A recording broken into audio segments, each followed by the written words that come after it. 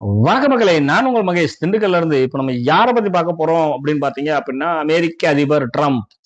Trump அவர்கள் வந்து இப்போ புதுசா ஒரு ட்விட்டர்ல ஒரு பதிவு போட்டிருக்காரு. என்னன்னு பார்த்தீங்க அப்படின்னா, இந்திய பிரதமர் மோடியுடன் பேச நான் ஆர்வமாக உள்ளேன் அப்படின்னு போட்டிருக்காப்புல. நம்ம ஆள்ட்ட கேட்டோம் அப்படின்னா, நான் ஆவலா உள்ளேன் அப்படின்னு சொல்றாப்புல. 2 பேரு ஆர்வமும், ஆவலும் நம்மள கொண்டு போய் எங்க விட போகுதுன்னு தான் தெரியல. ஏன்னு கேட்டீங்க அப்படின்னா, அவரு சும்மா இருக்க மாட்டாம 25% போடுவேன். அப்புறம் 50% போடுவேன் அப்படின்னு சொல்லி வரிசையா போட்டு விட்டு போயிட்டாப்புல.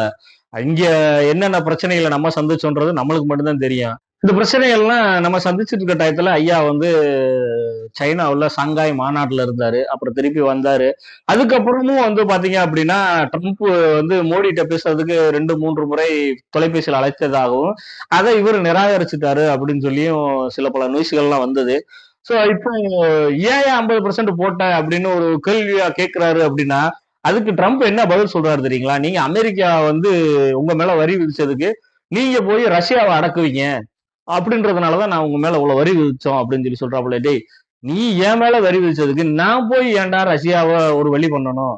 அவன் இருக்கான் செவனேன்னு அப்படின்னு நம்மளுக்கு தோணுது. ஆனா இவங்களுக்குள்ள என்ன தோணுது அப்படின்னு தெரியல.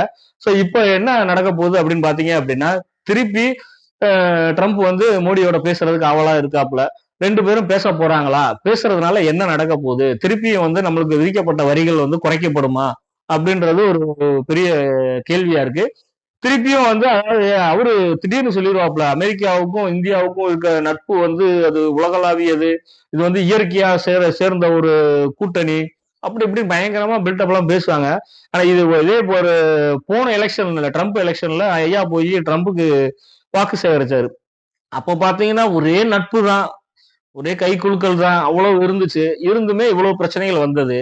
ட்ரம்ப் அதுக்கு அப்புறம் பாத்தீங்க அப்படின்னா, இந்த எலெக்ஷன்ல எலான் மஸ்க்ன்னு ஒருத்தர வந்து ட்ரம்ப் வச்சு அவ்வளவு அண்ணன், தம்பி அவர் இல்லையே, நான் இல்லை, நான் இல்லையே, அவர் இல்லைன்னு அப்படி இப்படி பயங்கரமா பேசுனீங்க. 3 மாசம் கூட அந்த நட்பு தாக்கு பிடிக்கல.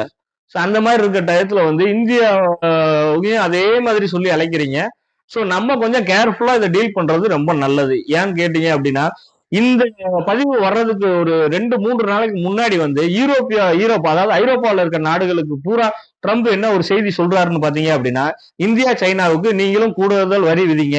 அப்பத்தான் அவங்க உக்ரைன், ரஷ்யா போரு முடிவுக்கு வரும்.